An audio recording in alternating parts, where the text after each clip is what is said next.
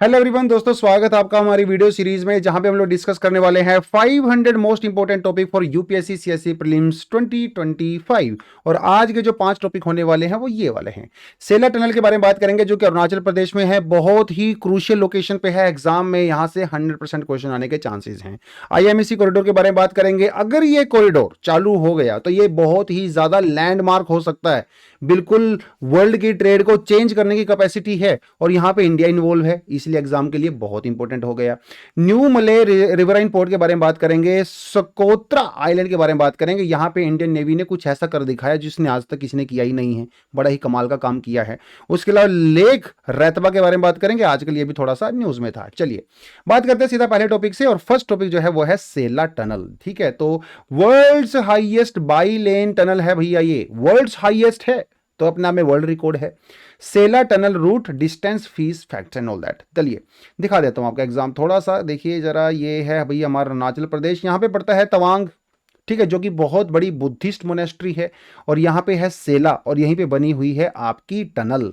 तो इस सेला टनल को बनाना जरूरी था, पहली बात तो ये, क्योंकि ये जो तवांग वाला रीजन है ये बहुत ज़्यादा सेंसिटिव रीजन है। चाइना के साथ हमारे यहाँ पे इश्यूज होते भी रहते हैं। 1962 का वॉर भी इसके कारण ही हुआ था, और भी यहाँ पे चाइना की वजह से बहुत सारे इश्यूज होते रहते हैं। इसलिए इंडिया को यहाँ पे अपना इंफ्रास्ट्रक्चर डेवलप करने की जरूरत थी। पहले भी हमारे पास यहाँ पे एक हाईवे हुआ करता था, लेकिन वो हाईवे साल में 3-4 महीने ही ओपन रहता था, बाकी स्नोफॉल की वजह से बंद हो जाया करता था।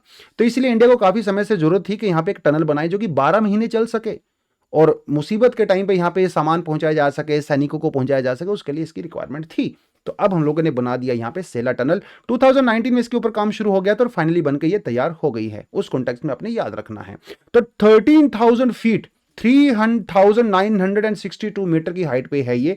वेस्ट कामेंग डिस्ट्रिक्ट के अंदर ये आपको देखने को मिलेगी, अरुणाचल प्रदेश में।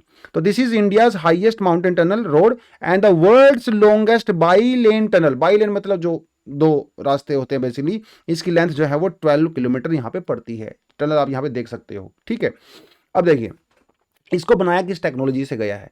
दुनिया में हाई ऑल्टीट्यूड पे माइनिंग मतलब माइन करने की और जो टनल बनाने की सबसे एडवांस टेक्नोलॉजी है ना, वो ऑस्ट्रिया के पास है। इसे कहा जाता है न्यू ऑस्ट्रियन टनलिंग मेथड, और यहाँ पे यही यूज करके बनाई गई है।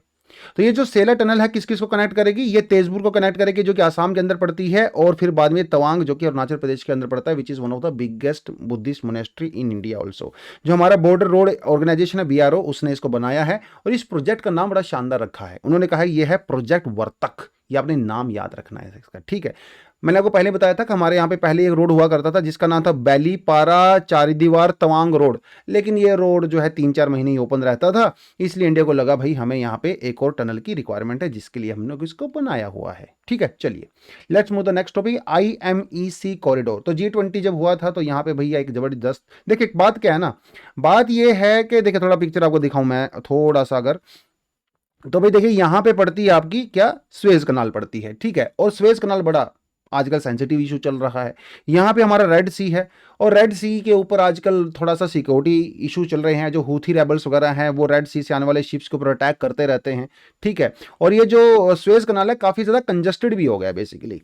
तो हम लोग चाहते हैं कि इसका कुछ ऑल्टरनेट बनाया जाए, कुछ ऑल्टरनेट रूट बनाया जाए जिसमें ट्रेड भी इंप्रूव हो, और थोड़ा सा इसके ऊपर डिपेंडेंस भी जो है कम की जा सके। अभी आपको पता है 2-3 साल पहले वहाँ पे एक शिप जो है वो अटक गया था स्वेज कनाल के अंदर में, जिसकी वजह से बिलियंस ऑफ डॉलर का दुनिया की ट्रेड को नुकसान हो गया था। तो काफ़ी सेंसिटिव है बेसिकली, बहुत फ्रजाइल है। तो उसके लिए अभी G20 में एक बातचीत की गई, और इन्होंने कहा कि ऐसा करिए एक ऑल्टरनेट रूट बनाइए। उस ऑल्टरनेट रूट के अंदर जो है वो इंडिया भी शामिल हो गया। अभी हम लोग क्या करने वाले हैं, मुंबई से या गुजरात से एक रूट बनाएंगे जो जाएगा सीधा का जो है ग्रीस में जाएगा, वहां से वो इटली में जाएगा, और वहां से फिर फ्रांस में जाएगा। बड़ा मतलब एक सोच के देखिए बड़ा फ्यूचरिस्टिक सा प्लान नजर आता है, लेकिन अगर ये सक्सेसफुल हो गया तो एक पूरा गेम चेंज कर सकता है इंडिया का नहीं, पूरा ये पूरे रीजन का गेम चेंज कर सकता है। तो यहाँ पे इसको थोड़ा याद रखना है, इसको कहा जाता है IMEC, India middle east Europe corridor, ठीक है। ये मेंस के लिए भी बहुत इंपॉर्टेंट टॉपिक है बेसिकली, कि थोड़ा सा हम लोग प्रीलिम्स के पर्सपेक्टिव से आपको थोड़ा लोकेशन बस इसकी याद रखनी है कि कौन कौन सी जगह जो है यहाँ पे इन्वॉल्व है, वो आप थोड़ा यहाँ पे देख ही सकते हो। मुंबई है, जाबेल अली है, अल गुहाफेत है, हरत है, रियाद है, हैफा है, हदीथा है, पेरिस है। थोड़ा आपने ये इसको याद रखना है कौन सी कंट्री के अंदर कौन सी लोकेशन पड़ती है। तो इंडिया में जो हमारी मुंद्रा पोर्ट है गुजरात के अंदर वो इन्वॉल्व रहेगी, कांदला जो पोर्ट है गुजरात में वो इन्वॉल्व रहेगी, जवाहरलाल नेहरू जो पोर्ट है नवी मुंबई में वो यहाँ पे इन्वॉल्व होने वाली है। तो यहाँ से जो शिप है वो जाएंगे पहले इंडियन ओशन से होते हुए, अरेबियन सी से होते हुए कहाँ पहुंचेंगे, वो पहुंचेंगे भैया यूएई में जाएंगे। ठीक है, यूएई में जाएंगे। और यूएई में क्या क्या इन्वॉल्व है वो देखे जरा। तो यहां पे हमारी Fujairah, Jebel Ali and the Abu Dhabi जो कि यूएई के अंदर हमारी पोर्ट पड़ेंगी। उसके अलावा सऊदी अरेबिया के अंदर क्या है, दमन है और रास अल खेर पोर्ट है जो कि सऊदी अरेबिया के अंदर हम लोग जोड़ने वाले हैं।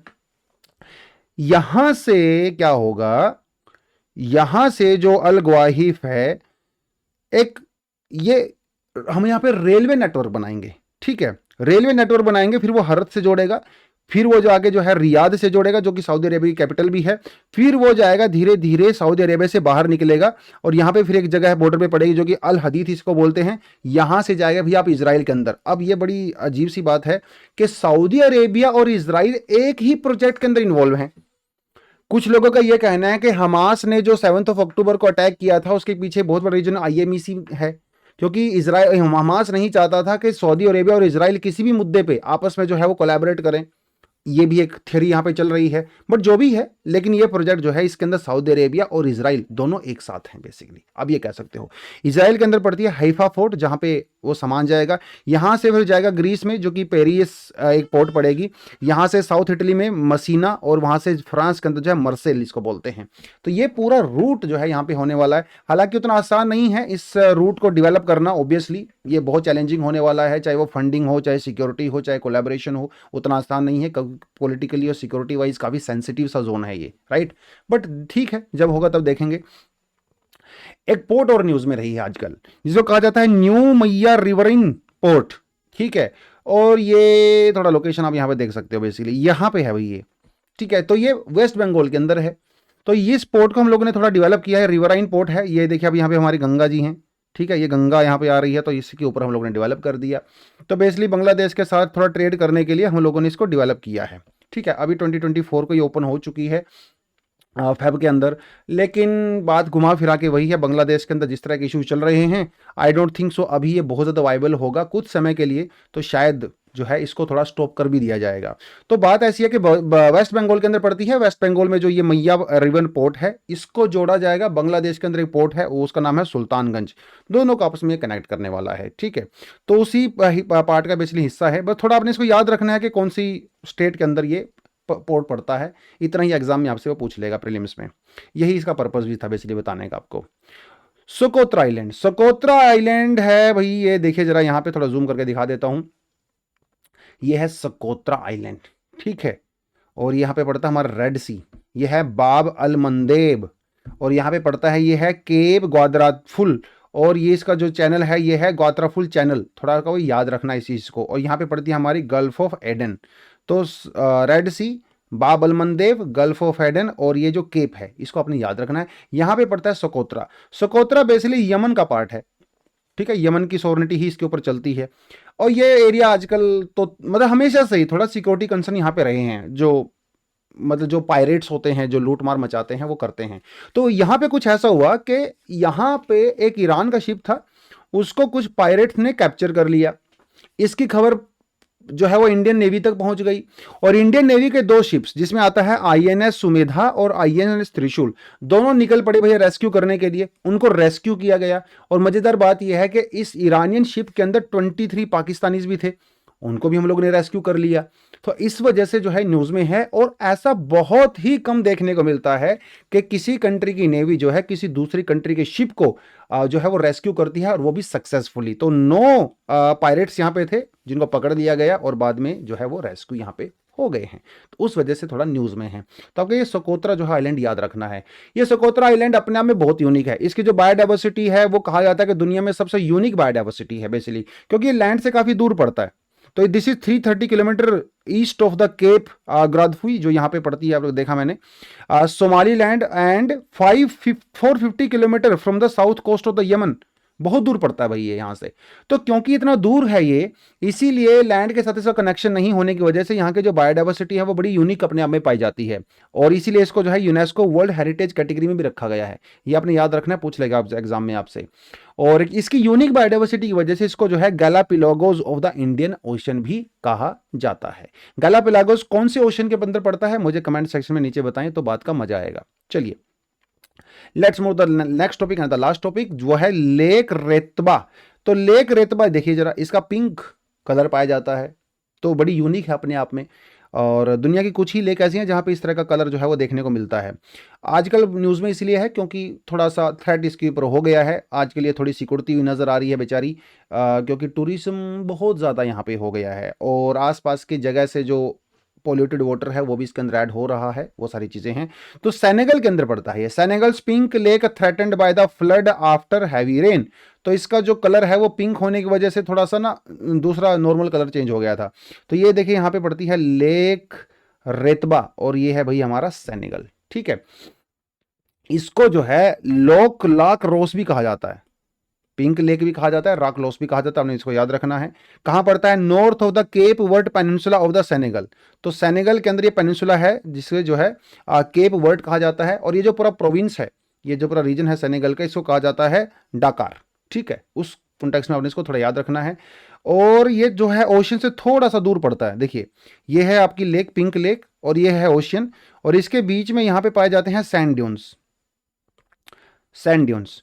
ठीक है, यहाँ पे पाए जाते हैं, और इसी वजह से काफ़ी ज़्यादा फेमस भी है ये, क्योंकि लोकेशन इसकी बड़ी ज़बरदस्त है। एक तरफ सैंड ड्यून की तरफ, एक तरफ लेक है, दूसरी तरफ ओशन है, बीच में बड़े बड़े सैंड ड्यून्स हैं। ऐसी लोकेशन दुनिया में बहुत रेयर देखने को मिलती हैं, बट एनीवेज तो ये यहाँ पे देखने को मिलता है। और सवाल यह कि इसका कलर जो है पिंक क्यों है, जो कि सवाल आपसे एग्जाम में वो पूछ सकता है। इसका कलर पिंक है, यहाँ पे एक अलगे है जिसका नाम है हेलोफिलिक ग्रीन अलगे, उसकी वजह से पाया जाता है। ठीक है, इसका जो नाम है, मतलब प्रॉपर जो इसका नाम है, जो ग्रीन अलगे है वो तो क्लास हो गई ना, इसका जो नाम है वो कहा जाता है दोस्तों दुनेलिला सलीना, ये इसका नाम है, जिसकी वजह से ये पड़ता है। इस अलगे के बॉडी पे जो पिगमेंट्स होते हैं वो एक्चुअली रेड कलर के होते हैं, जिसकी वजह से आपको ये पिंक यहाँ पे नजर आता है। ठीक है, जिसकी वजह से पिंक यहाँ पे नजर आता है। तो ये आपने थोड़ा याद रखना है, इसकी लोकेशन आपने याद रखनी है। तो एग्जाम के परस्पेक्टिव से इतना आपके लिए मोर देन सफिशिएंट है। तो आज की इस वीडियो में इतना ही, मिलते हैं अगली वीडियो में कुछ नए टॉपिक्स के साथ। और दोस्तों अगर आपको वीडियो अच्छी लगी है तो लाइक ज़रूर करें, दोस्तों के साथ शेयर करें जो एग्जाम की प्रिपरेशन करते हैं। अगर आपको इस तरह की वीडियोस और चाहिए तो नोटिफिकेशन को ऑन ज़रूर कर लो, क्योंकि नोटिफिकेशन ऑन रहेगा तो आपको पता चल जाएगा जब भी हमारी नई वीडियो आएगी चैनल पे। तो आज के लिए इतना ही है, थैंक यू, जय हिंद।